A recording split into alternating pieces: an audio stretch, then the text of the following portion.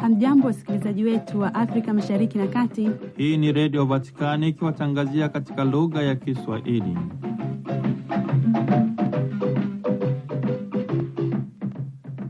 Karibu ndugu msikilizaji wa Radio Vatikani popote pale ulipo, wakati huu ninapokutandazia jamvi la matangazo yetu kwa habari zifuatazo. Baba Mtakatifu Leo wa 14 katika ujumbe wake kwa washiriki wa mkutano wa Sinyisi huko Kigali nchini Rwanda anasema mawasiliano ya jamii yanapaswa kuwa ni kikolezo cha utu, ustawi na maendeleo fungamani ya binadamu wote. Katika maadhimisho ya sikukuu ya kung'ara Bwana Alhamisi tarehe 6 Agosti 2026, Baba Mtakatifu Leo wa 14 anafanya hija ya kichungaji mjini Asisi kwenye kanisa kuu la Bikira Maria Malkia wa Malaika ili kuadhimisha ibada ya misa takatifu kwa ajili ya washiriki wa mkutano wa kimataifa wa vijana wa Kifransiskani wenye umri kati ya miaka 18 hadi 33. Mkutano huu ulizinduliwa rasmi tarehe 3 Agosti na unafikia kilele chake kwenye sikukuu ya kung'ara Bwana tarehe 6 Agosti 2026.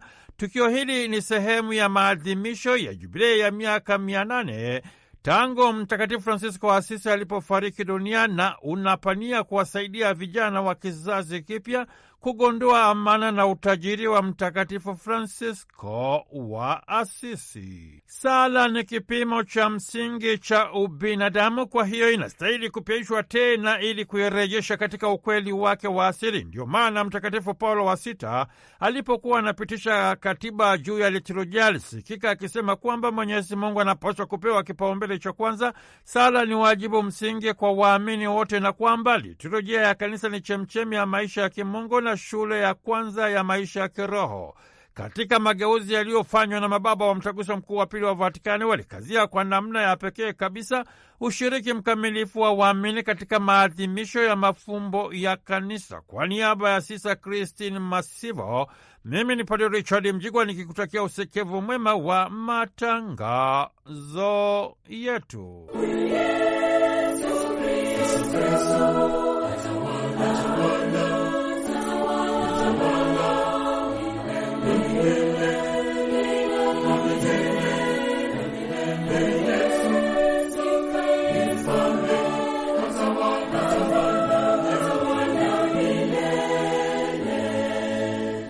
Ndugu msikilizaji wa Radio Vatikani, Baba Mtakatifu Leo wa 14 wakati wa katekesi yake kuhusu fumbo la Pasaka Jumatano tarehe 6 Agosti mwaka 2025 aliwakumbusha waamini kwamba Mama Kanisa anaadhimisha sikukuu ya kung'ara Bwana.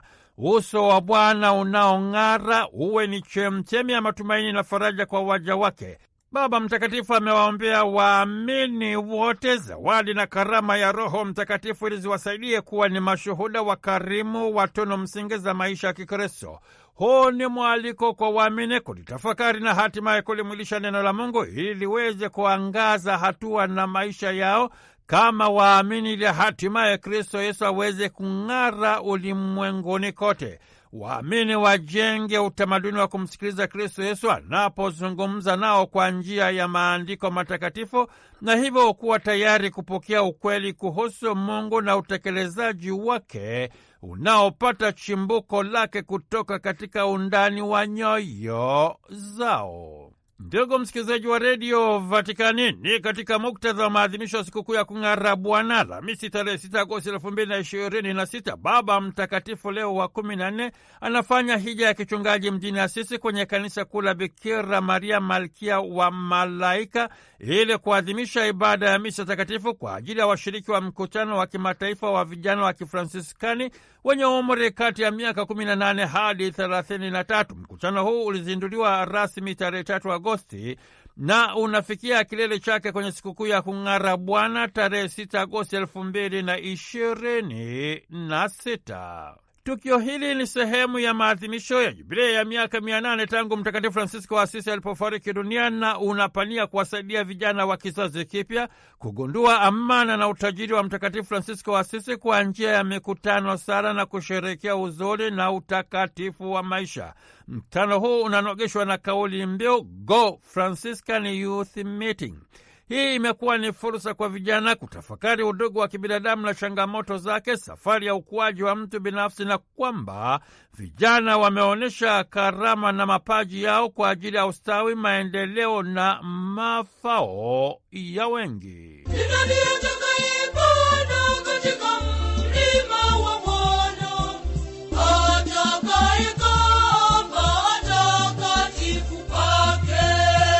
Ndugu msikilizaji wa redio Vatikani, sikukuu ya kung'ara sura Bwana wetu Yesu Kristo ni tukio ambalo linaelezwa na Injili tatu, Marko, Mathayo na Luka, na linaadhimishwa tarehe 6 Agosti ya kila mwaka. Kristo Yesu akiwa ameambatana na mitume wake Petro, Yakobo na Yohane akapanda nao mlimani kusali. Akiwa anasali, sura yake ikageuka ikang'ara na mavazi yake yakawa meupe. Wakatokea Musa na Eliya. Hawa ni watu muhimu sana katika historia ya Wayahudi. Musa ndiye aliyewakilisha Torati, yaani sheria na taratibu zinazoongoza maisha yote ya Wayahudi. Eliya yeye anawakilisha manabii. Zaidi ya hapo, uwepo wa pamoja Musa, Eliya, yaani Torati na manabii, katika lugha ya Kibibulia maana yake ni ufunuo wa maandiko matakatifu. Mwisho wa tukio hilo ni kwamba linashuka wingu, na ndani ya wingu hilo hii inasikika sauti ikisema, huyo ni mwanangu mpendwa, msikieni yeye. Wingu na sauti hii ni ile ile iliyosikika siku ya ubatizo wa Kristo Yesu. Wingu ni alama ya uwepo wa Mungu. Kumbe sauti hiyo inayosikika inaonekana moja kwa moja kuwa ni ushuhuda wa sauti ya Mungu. Huyo ni mwanangu mpendo wangu, msikieni yeye.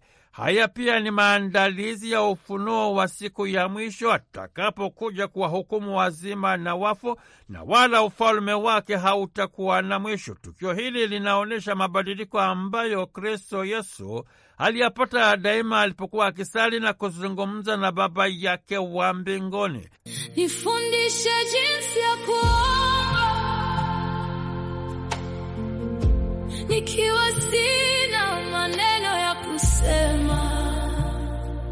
Ndugu msikilizaji wa redio Vatikani, mababa wa Mtaguso Mkuu wa Pili wa Vatikani wanafafanua nafasi ya liturujia katika fumbo la kanisa kwa kusema kwamba maana kwa njia ya liturujia, hasa sadaka takatifu ya Ekaristi, latimizwa tendo la ukombozi wetu. Liturujia inasaidia kikamilifu waamini waoneshe katika maisha yao na kuadhirishia wengine fumbo la Kristo Yesu, na pia maumbile halisi ya kanisa la kweli. Kanisa kwa undani kabisa ni la kibinadamu na pia la kimungu, linaloonekana lakini lenye mambo yasiyoonekana ndani yake, lenye bidii kubwa katika matendo na uradhi katika kutafakari lililopo ulimwenguni, lakini kama mwenye kufanya hija. Hayo yamo ili yale ya kibinadamu ndani yake yaelekezwe kwa yale ya kimungu, yaonekanayo kwa yasiyoonekana.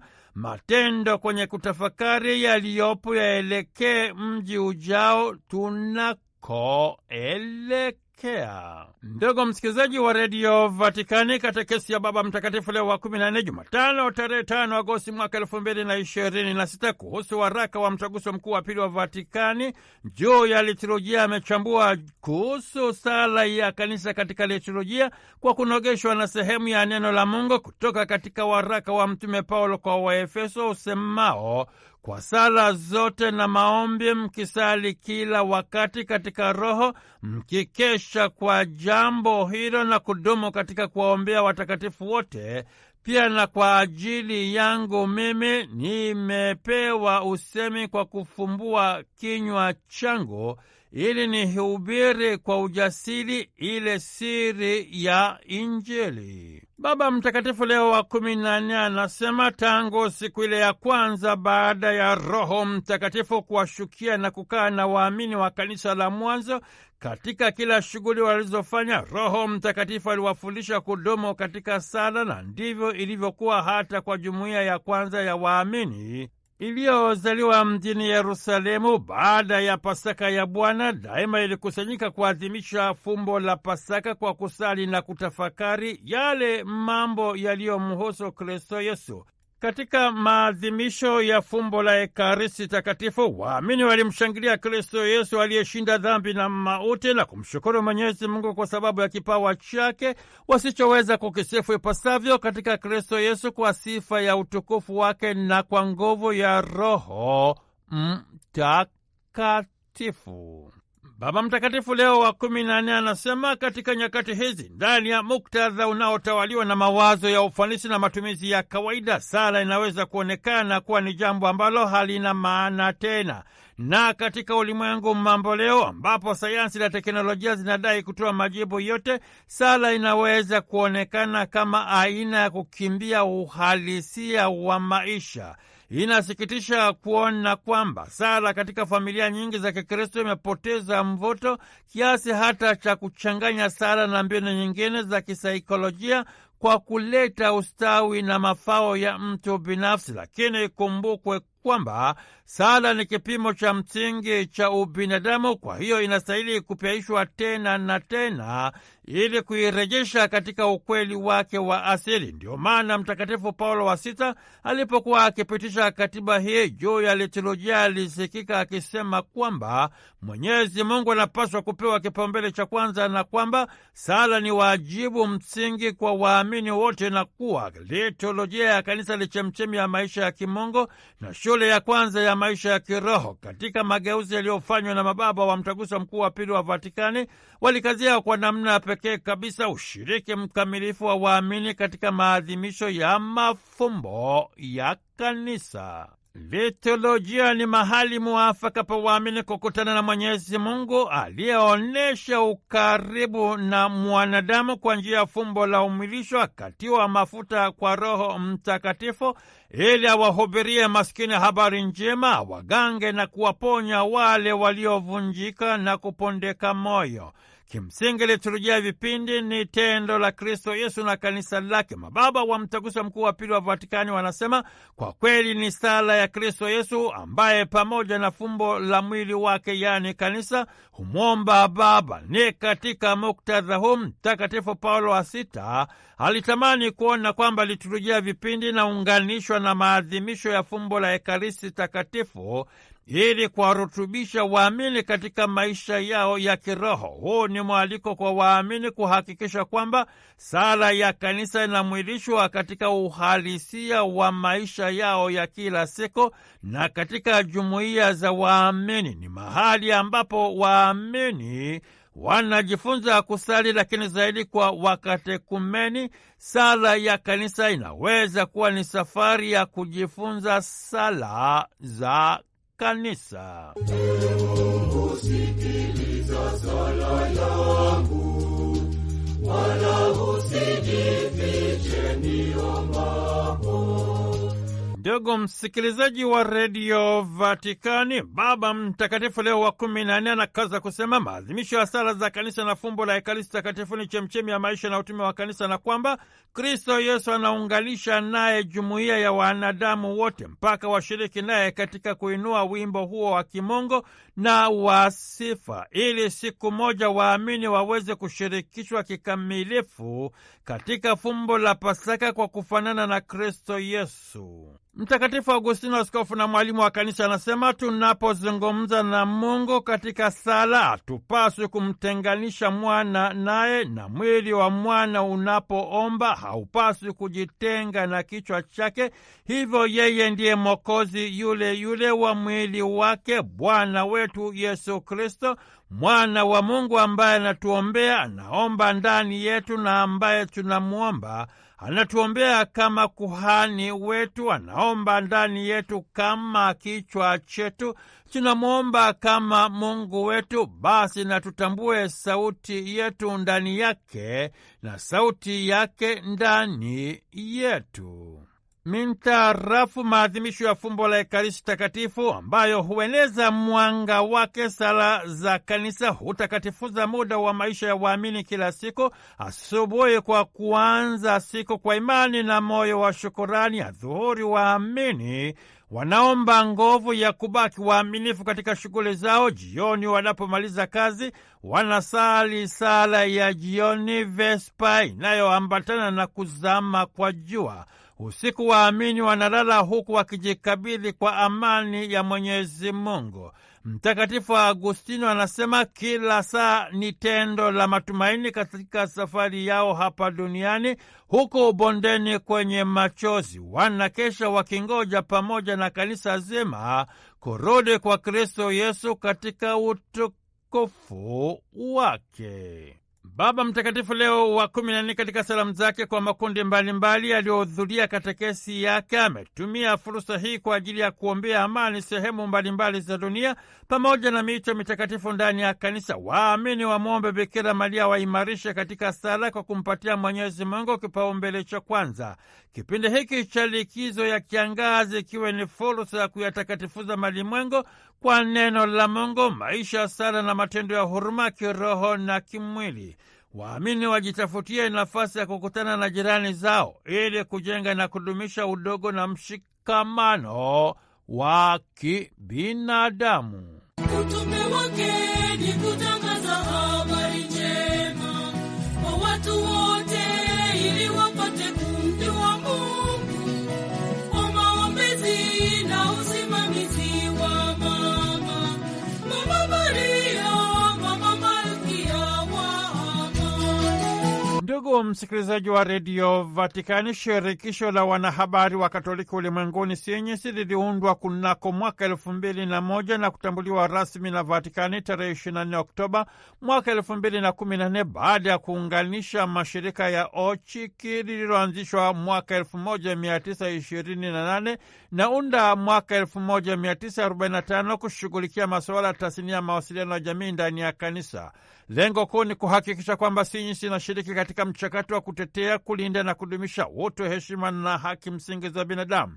Sinyisi inapaswa kujielekeza zaidi katika masuala ya haki, amani na upatanisho kama sehemu ya utume wake ulimwenguni, ili kuhakikisha kwamba Sinyisi inashiriki kikamilifu katika kuyatakatifuza malimwengu kwa njia ya ushuhuda wa kweli na mwanga wa kiinjili. Sinyisi kuanzia tarehe 3 hadi tarehe 8 Agosti 2026 inafanya mkutano wake mkuu huko Kigali nchini Rwanda, nchi ya kwanza barani Afrika kuwa ni mwenyeji wa mkutano wa shirikisho la wanahabari wa Katoliki ulimwenguni, yaani Sinyisi, kwa kunogeshwa na kauli mbiu mawasiliano ya kidijitali kwa amani ya kitamaduni na ustawi wa mazingira. Kauli mbiu hii inachotamana na utajiri wake kutoka katika waraka wa kwanza wa kitume wa Baba Mtakatifu Leo wa 14, Magnificat Humanitas, yaani ubinadamu wa ajabu, juu ya hifadhi ya mwanadamu katika enzi ya teknolojia ya akili unde, uliotiwa mkwaju tarehe 15 Mei mwaka 2026 kama sehemu ya kumbukizi ya miaka 135 tangu Papa Leo wa 13 alipochapisha waraka wake wa kitume Rerum Novarum, yaani mambo mapya, msingi wa mafundisho jamii ya kanisa, kunako tarehe 15 Mei mwaka 1891. Baba Mtakatifu Leo wa 14 katika ujumbe wake kwa washiriki wa mkutano wa Sinyisi Kigali, Rwanda kwa mwaka 2026 ulioandikwa kwa niaba yake na Kardinali Pietro Parolin, katibu mkuu wa Vatikani, anasema anapenda kuchukua fursa hii kuwatumia salamu na matashi mema washiriki wote wa mkutano wa Sinyisi, na kwamba ni matumaini yake kwamba wajumbe wataweza kuchangia mawazo yatakayoliwezesha jukwaa la mawasiliano ya jamii kuchangia katika ustawi, maendeleo na mafao ya wengi.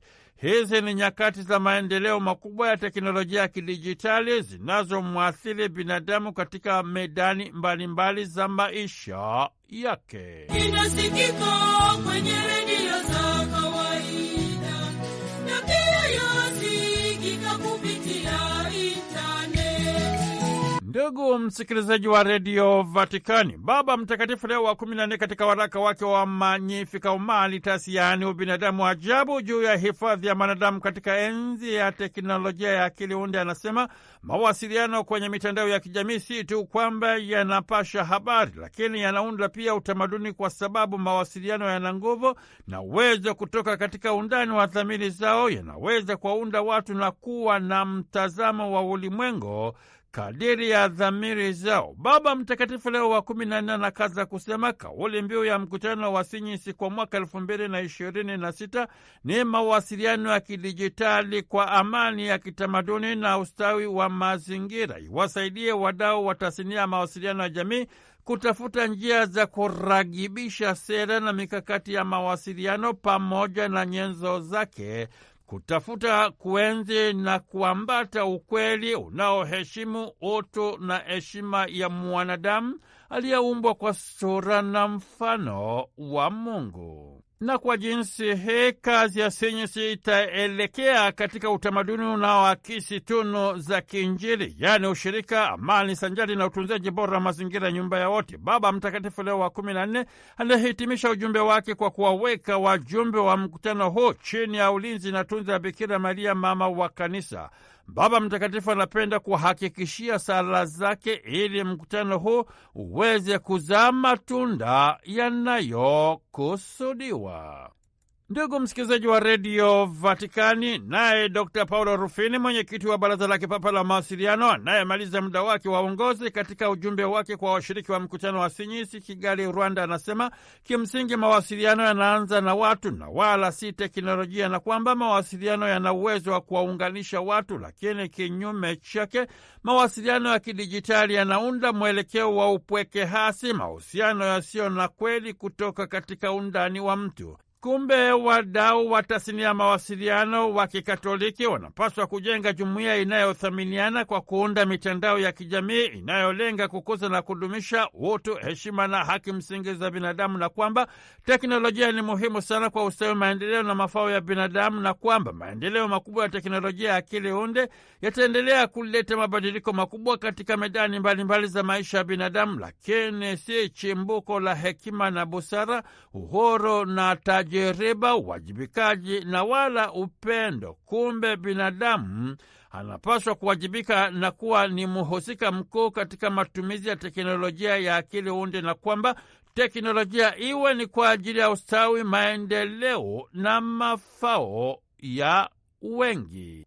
Kimsingi, ndugu msikilizaji wa redio Vatikani, Sinyisi inawajibika kuunda mtandao wa mawasiliano ya kijamii kwa kuwa na wajasiria mali, mafundi na wataalamu wa mawasiliano watakaosaidia kuunda ulimwengu wa kidijitali unaoheshimu na kuthamini ekolojia ya mawasiliano. Sinyisi inaweza kutekeleza dhamana na wajibu huu kwa kujenga mitandao ya mawasiliano ya wataalamu watakaoshirikishana imani moja. Sinyisi liwe ni jukwaa la watu kuaminiana, mahali pa watu kupata habari ya kweli, na mahali ambapo miradi ya mawasiliano inapangwa na kutekelezwa kwa ajili ya huduma ya kweli badala ya kutafuta faida kubwa. Mustakabali wa mawasiliano kwa siku za usoni unategemea sana uwajibikaji na asili ya mawasiliano yanayojikita katika ujenzi wa madaraja kwa njia ya imani, kwa kukutana pamoja na kushuhudia nyuso na sauti za binadamu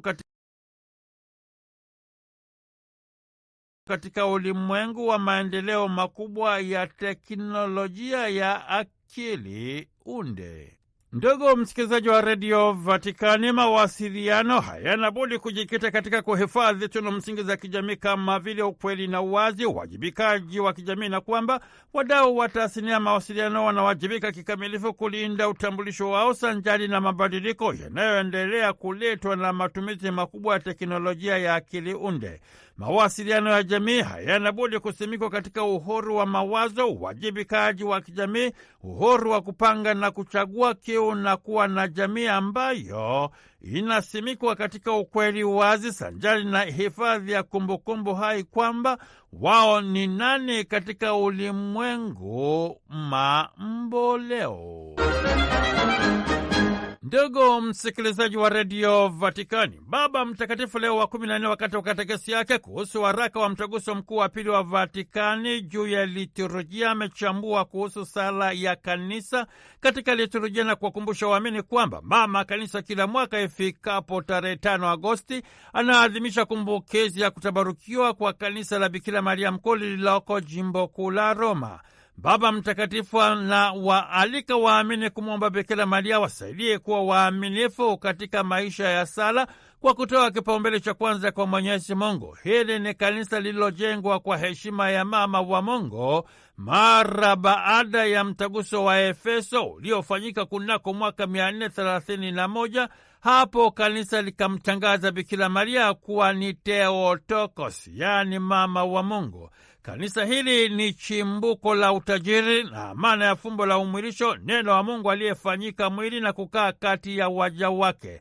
Kanisa hili pia linatunza masalia ya sanamu ya Bikira Maria, afya ya Warumi, Salus Populi Romani, faraja ya wale wanaomkimbilia Bikira Maria kwa imani na matumaini katika shida na mahangaiko yao ya ndani. Huu ni mwaliko wa kumtafakari Bikira Maria, afya ya Warumi. Kanisa hili ni ushuhuda wa utenzi wa Bikira Maria Magnificat aliposema, kwa maana tazama, tokea sasa vizazi vyote wataniita mbarikiwa, kwa kuwa mwenye nguvu amenitendea makuu na jina lake ni takatifu. Ujumbe huu wa Bikira Maria umepokelewa na waamini wa vizazi vingi wanaofika kwenye kanisa kuu la Bikira Maria Mkuu ili kuadhimisha sakramenti mbalimbali za kanisa. Kanisa hili limekuwa ni madhabahu ya kwanza yaliyojengwa kwa heshima ya Bikira Maria, mama wa Mungu na kanisa kwa nchi za Magharibi. Madhabahu haya ni mahali ambapo waamini wanapata fursa ya kusikiliza neno la Mungu, kuadhimisha mafumbo ya kanisa na kujipatia neema ya toba na uongofu wa ndani, tayari kuandika upya historia ya maisha yao. Kwa wale waliopondeka na kuvunjika moyo, wanaweza kupata faraja kutoka kwa Bikira Maria, afya ya Warumi. Ndugu msikilizaji wa Redio Vatikani, tukio hili limeadhimishwa kwa sala ya siku 3 mfululizo Triduum na kuhitimishwa kwa ibada ya misa takatifu iliyoongozwa na Kardinali Rolandas Macricas, mhudumu mkuu wa kanisa kuu la Bikira Maria Mkuu, jimbo kuu la Roma. Katika mahubiri yake amewaalika waamini kutafakari kwa kina liturujia neno la Mungu mitarafu Bikira Maria aliyechaguliwa kuwa ni mama wa Mungu, neno aliyefanyika mwili. Bikira Maria ni hekalu hai, sanduku la agano jipya na la milele, ni nyumba ya Mungu, tabernakulo ya kwanza ya neno aliyefanyika mwili, mahali ambapo Mwenyezi Mungu amepachagua ili pawe ni makazi yake, na kwamba utenzi wa Bikira Maria ni mshangao wa matendo makuu ya Mungu katika maisha na utume wa Bikira Maria, mama mwenye kimya kikuu na mnyenyekevu, ambaye kwa njia yake Mungu ametenda mambo makuu. Nyota ya asubuhi ni mnara wa pembe. Ndugu msikilizaji wa Redio Vatikani, usikose kujiunga nasi tena tunapoendelea kukushirikisha yale yanayojiri katika maadhimisho ya sikukuu ya kung'ara Bwana. Kwa niaba ya Sisa Christine Masivo, mimi ni Padre Richard Mjigwa nikisepa kwa kusema tumsifu Yesu Kristu, laudetur Yesus Kristus.